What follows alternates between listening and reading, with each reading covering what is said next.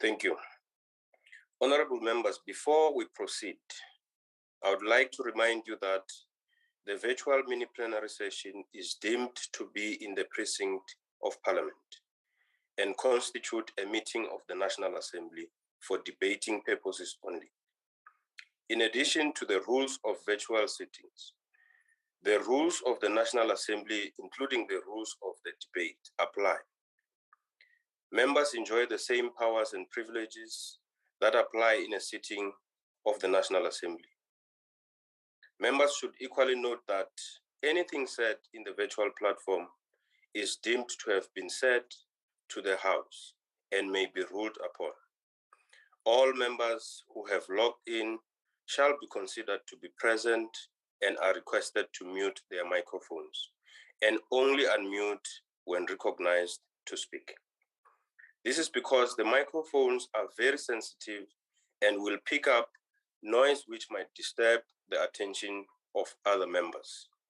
When recognized to speak, please unmute your microphone and connect your video. Members may make use of the icons on the bar at the bottom of their screens, which is an option that allows a member to put up his or her own hand to raise point of orders. The Secretariat will assist in alerting the chairperson to members requesting to speak. When using the virtual system, members are urged to refrain or desist from unnecessary point of orders or interjections. We shall now proceed to the order, which is debate on vote number 23, defense, including vote number 26, military veterans appropriation bill. I now recognize the Honorable, the Minister of Defense and Military Veterans. The Honorable, the Minister. Malibongwe.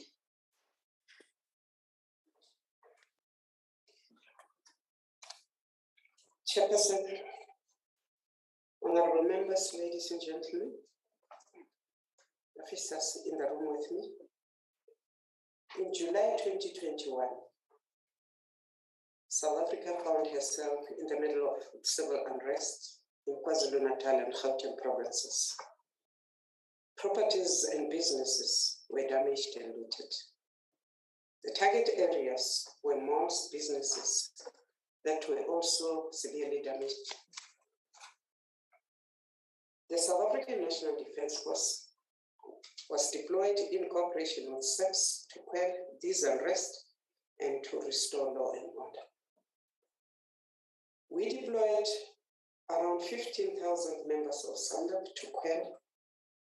Operation Prosper is being lauded as successful, and we are very proud of the men and women of the Defence Force for coming to the rescue of the citizens and business of this country. Chairperson, during summer 22, President committed to the upscaling of the Willisi's Rural Bridges Program to deliver 96 bridges a year. SANDAP has access to this need and has started the construction of bridges in KwaZulu-Natal, in Eastern Cape, Free State, and the Northwest since the beginning of April. Honorable Chair, we're very grateful that we were able to accept the first of the 3 multi-mission warrior class inshore patrol vessels in service last week on the 18th of May 2022. This is part of the rejuvenating of our patrol capacity. The SAS Sekhukhune will greatly assist in securing South Africa's maritime zones. Over the recent years, SANDAP has been called upon to support civil interventions and to ensure service delivery to the citizens of our country. We are contributing to the Africa Peace Missions. We have assisted the Northwest in health services, the Department of Water and Sanitation with the Vaal River Cleanup project. We are hoping to go back there. The National Disaster Management Center has called on SANDAP to assist during the COVID-19 epidemic, and we are still involved in KwaZulu-Natal and Eastern Cape flood relief work. The deployments speak to our responsibilities.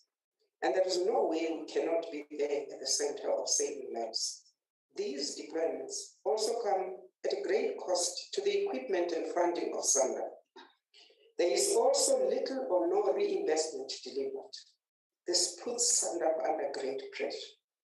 Honorable members will remember that we have a dire shortage of critical equipment currently, not to speak of future disasters and continuous climate change events. For example, our tanks are gone, water purification and distribution systems are critically low, the serviceable airframes and flying hours are also at a critical state. We wish to inform this House that SANDF will be hard-pressed to respond to critical events in other provinces should the need arise. And I state this with a very heavy heart. We are willing, but we lack resources. Chairperson, unless there is a significant and quick intervention, our couples will remain bare. South Africa must continue to enlist both hard power and soft power domains to mitigate all threats against the state, its national interest, its people, including the emerging borderless and stateless threats. The declining performance of South African economy has placed significant pressure on government and households. It is becoming difficult to adequately meet all the competing needs, and this is fertile grounds for instability. The historical downward trend in the defense allocation has not abated. It is likely to continue to the detriment of SANDF and to the demise of the defense industry. Defense planning has become primarily a budget-driven affair as opposed to a mandate-driven one. This means that our ability to deliver on our constitutional mandate ultimately compromises the successful conduct of military strategic missions in a strategic manner.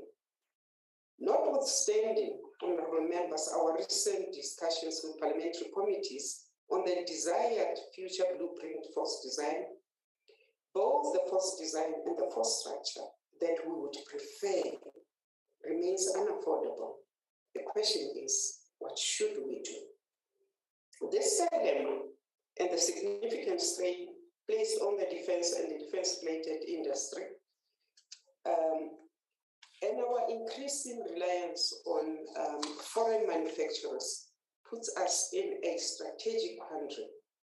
This with serious implications for the sovereignty of this republic. Is it right that we continue to adopt short-term views to fulfill our constitutional obligations?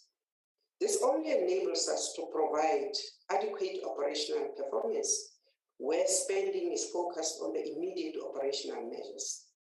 There can be no doubt that there is a widening dichotomy between that which SANDF is expected to achieve and the resources that are provided to meet these expectations. So SANDF is being spread thin. Our ability to maintain, repair, and overhaul our aging fleet of combat equipment simply adds to our already dire block obsolescence of the prime mission equipment.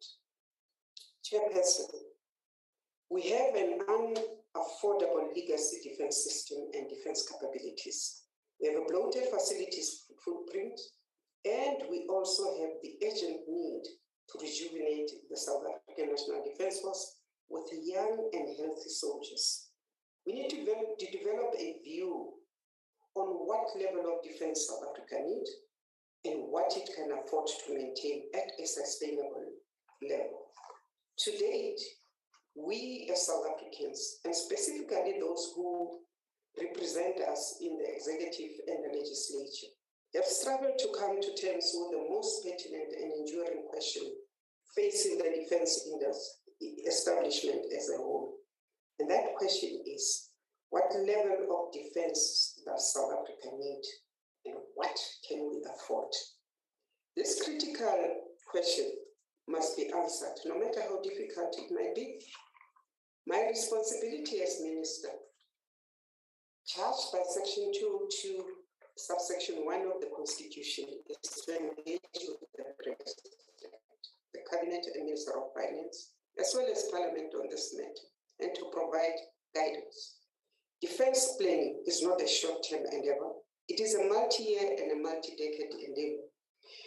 And that must be informed by reasonably sustainable financial parameters. Ultimately, we require a policy decision on what level of government expenditure we can sustainably afford to earmark for the defense. We require a quantum leap in thinking, including a significant discourse on the doctrine and combat capabilities that will be relevant for the future. In these deliberations, we need to appreciate South Africa's domestic priorities and our international, continental, and regional aspirations. We must also put these aspirations on a balance check in relation to our national security risk appetite as government. The economic and social realities that South Africa faces cannot be ignored. Within these constraints, the focus of National Defence Force in the short to medium term will be on the repair, maintenance, and overall of existing defense capabilities, especially those capabilities that we require in the current operations. And although we are greatly concerned about our ever-declining resources, honorable members, we must get on with the job. We have nothing else that we can do. Within this context, I have identified 5 primary defense imperatives. So that is safeguarding the nation through military missions such as border safeguarding, maritime security, supporting SACs, and other internal deployment. We must also secure the regional development through a peace and security capability. We must ensure hard power through